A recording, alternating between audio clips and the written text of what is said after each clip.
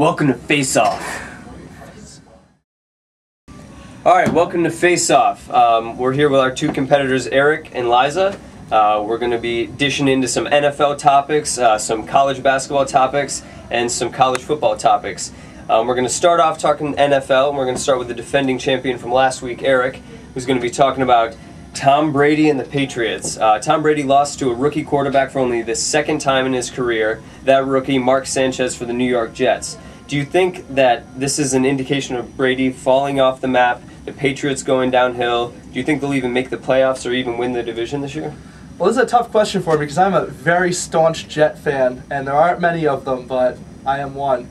And it's been a hard journey for me, and this is a really exciting thing to see because the Jets are finally going more games won than lost, and it's only been the beginning of the season, but still. Brady is a really good quarterback, I'll give him that, and he has a really strong team, but I think the end of the era has come, and this may be the first year that we don't see the Patriots in the playoffs. The Jets, to their defense, have a really great offense this year, new coach, new quarterback, and I think that played a factor in the game, but still, some sloppy plays by the Patriots, this could be the end. Okay, we're going to go. Liza, what do you think? I disagree. I actually think we need to keep a few things in mind here. Like, Tom Brady's coming off of a year off, like, not playing from reconstructive knee surgery, so we can't expect him to bounce back immediately. No one can. He can't expect himself to do it. Also, this is like one of the biggest rivalries in the NFL, so when you lose to a rival, like, clearly your morale is going to be a lot lower because it sucks losing to a rival. Like, you hate them. Yeah, I think that they have a really strong team. And seriously, it's the first two games. Like, you can't judge the season from those. 2001, the Patriots, they lost their first two games, and they came back and won the Super Bowl. So I really don't think that it's going to be a problem. I think that everyone just needs to wait it out and wait till like November until they can actually see if they'll be a contender for the Super Bowl. After considering it for a long time in my mind, I'm gonna have to give the point to Liza because you're bringing old facts. I like that. 2001 Patriots did suck, kind of. Anyways, we're gonna move on. We're talking college football now. Washington, big upset against USC. While freshman, should I say, sensation Mac Barkley was on the sideline with an injury. Aaron Corp, who was the projected starter in the spring, came in, played bad, like real bad, and Washington ended up winning. What up, Teddy Wingo, Washington fan? So we're going to start with Liza. Do you think that, is Barkley really that good, the freshman, or is he overrated? Is Corp that bad? Was this game a fluke? What do you think of USC's quarterback? Well, I think if head coach Pete Carroll had any doubt in his mind that he made like the wrong decision in making Barkley the starting quarterback, then his doubts are gone now. Aaron Corp dropped the proverbial ball pretty much in the game, and kind of messed it up a little bit. But also we have to keep in mind that USC, like, they have like one big loss to like a lesser team a year. Like last year, 2008, 2006 it was Oregon, 2007 Stanford, 2006 UCLA. So I really don't, like, they have 7 Pac-10 titles. I don't think it's like that big of a deal either. Like, I think everyone just needs to chill out and they'll bounce back. Throwing out the big facts. I like it. All right, Eric, what do you got for me? I agree with Liza because they are a very strong team. They've always been super competitive. They have a great program. They have tons of money in the program. So I don't think that they would have taken a bad quarterback and thrown him in without any planning or consideration. However, they are a major passing team. They are an offense that's built around passing, and they run considerable amount, but their quarterbacks and their receivers are the real like meat and potatoes of that team.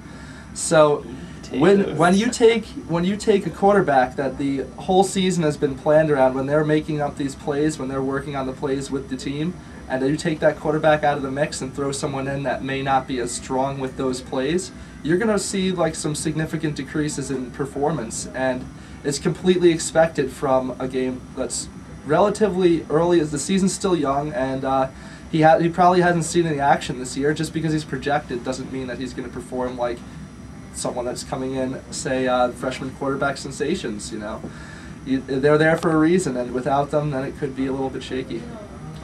All right, well, I think you guys both made excellent points. You talked about competition. I want to keep this competitive, so I'm going to give the point to Eric. This is going to be a nice topic of debate. Emmanuel Tiki Mabin for the Binghamton Bearcats. Their starting point guard. He's kind of torched Vermont in the past. He's a really strong guard. He can light it up from downtown, and he's making the headlines again. This time for crack, not for basketball. What do you guys think of this? We have a guy in our conference who's lit us up, and he gets busted on crack charges.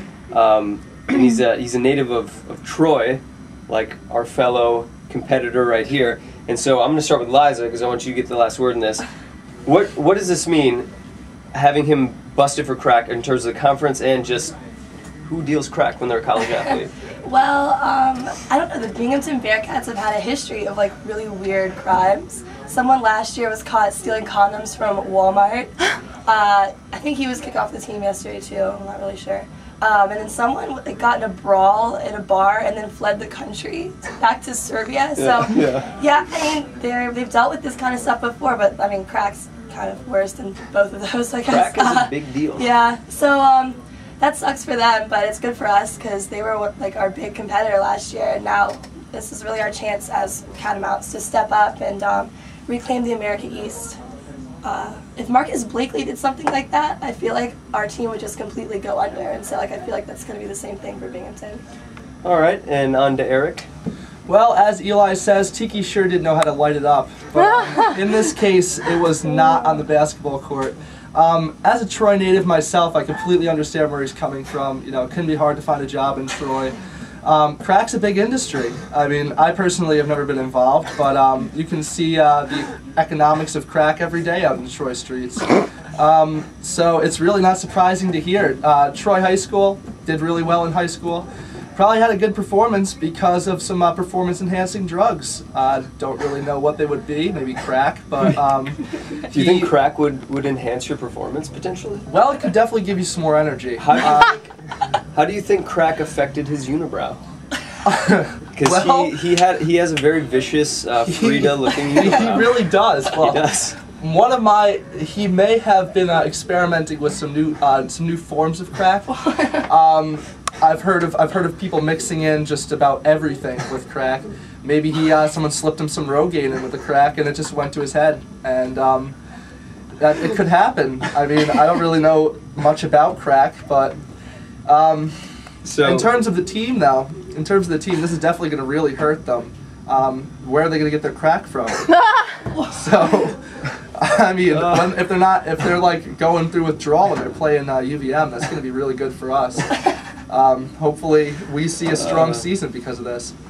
All right. All right. Crack. Just the topic gets me going. All right.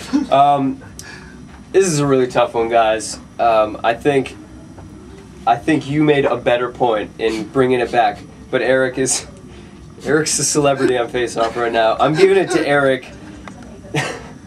Faceoff's over. Liza did great. She'll be back on soon. Thanks for tuning in. We'll catch you next time.